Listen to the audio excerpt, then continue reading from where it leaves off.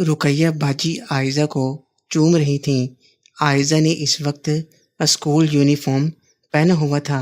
مجھے یہ سب بہت عجیب لگ رہا تھا۔ رقیہ باجی نے اب عائزہ کی آنکھوں کو بوسے دینے شروع کر دیے۔ رقیہ باجی نے پھر عائزہ کو کہا کہ بے لباس ہو جاؤ۔ عائزہ یہ سن کر ایک دم چونک گئی اور ہکلاتے ہوئے کہنے لگی، باجی آپ نے تو کہا تھا کہ صرف اوپر اوپر سے کریں گے اور آپ میرا ادھار معاف کریں گی۔ رقیہ باجی مسکراتے ہوئے کہنے لگیں، ہاں صرف اوپر سے، مگر تمہارے پپیتے پر۔ یہ سنتے ہی میری نظر عائزہ کے اس پر گئی، مگر اس کے بڑے تو نہیں تھے، مگر بہت متناسب تھے۔ عائزہ نے انکار میں سر ہلا دیا تو رقیہ باجی نے کہا کہ پریشان نہ ہو، صرف 5 منٹ لگیں گے، پھر تم لائبریری والی ایکسٹرا کلاس میں چلی جانا۔ عائزہ نے کہا، نہیں مجھے جانے دیں، میں آپ کے پیسے اتار دوں گی۔ رقیہ باجی کے چہرے پر غصے کے تاثرات ابھرے، مگر پھر چہرے پر مسکراہٹ لاتے ہوئے کہنے لگیں، اچھا بابا جیسی تمہاری مرضی۔ پھر وہ اٹھ کر پیسوں کے باکس کی طرف گئیں اور وہاں سے 10 روپے کا نوٹ نکالا اور پھر عائزہ کے پاس آ کر کہنے لگیں، چلو تمہارا سب ادھار معاف اور یہ 10 روپے بھی تمہارے۔ میں صرف تمہارے پپیتے پر 2 منٹ کام کروں گی، پھر تم چلی جانا۔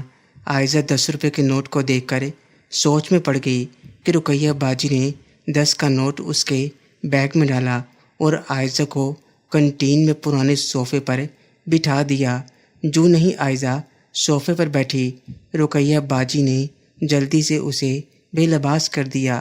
جیسے ہی عائزہ قدرتی لباس میں آئی، اس کے گورے بازو اریاں ہو گئے اور اندر سے ایک میلی سفید بنیان نکل آئی۔ رقیہ باجی نے اس کو ہاتھ لگایا ہی تھا کہ عائزہ پھر پھدک گئی اور کہا، یہ نہ اتاریں۔ رقیہ باجی کے چہرے کو دیکھ کر میں اندازہ کر سکتی تھی کہ انہیں شدید غصہ آ رہا ہے، مگر وہ ایک پرانی کھلاڑی لگتی تھیں۔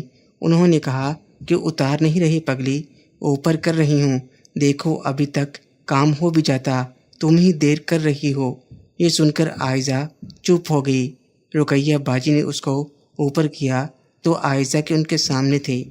رقیہ باجی کے ہونٹوں سے ایک با اختیار سیٹی نکل گئی اور انہوں نے عائزہ کے پپیتے پر اپنا کام کرنا شروع کر دیا۔ ادھر مجھے بھی اپنی اس پر نمی محسوس ہونا شروع ہو گئی۔ رقیہ باجی کو کام کرتے ہوئے ابھی کچھ ہی سیکنڈ گزرے تھے کہ عائزہ کی آنکھیں بند ہو گئیں اور پورا کمرہ عائزہ کی عجیب عجیب آوازوں سے گونجنے لگا۔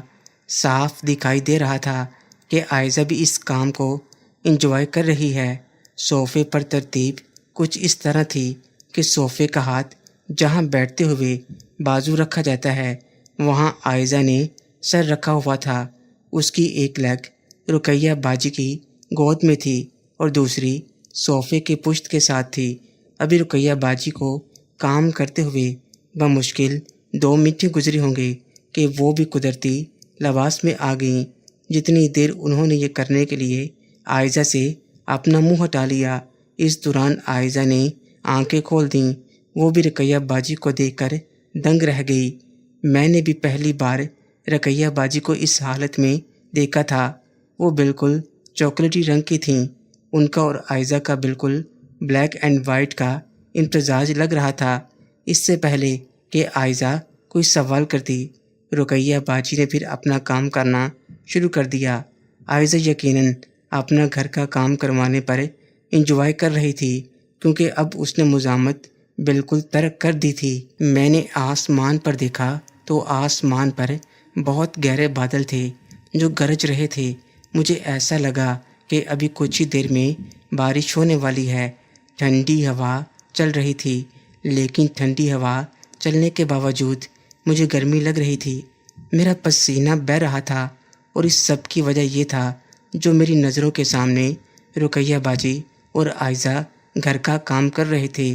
عائزہ کسی شریف لڑکی کی طرح اپنے گھر کا کام کروا رہی تھی، جبکہ رقیہ باجی کسی پروفیشنل انسان کی طرح گھر کا کام کر رہی تھیں۔ رقیہ باجی کو دیکھ کر ایسا لگ رہا تھا جیسے وہ پہلے بھی یہ کام کر چکی ہیں۔ میرے دیکھتے ہی دیکھتے اچانک دونوں کی عجیب عجیب آوازیں کمرے میں گونجنے لگیں۔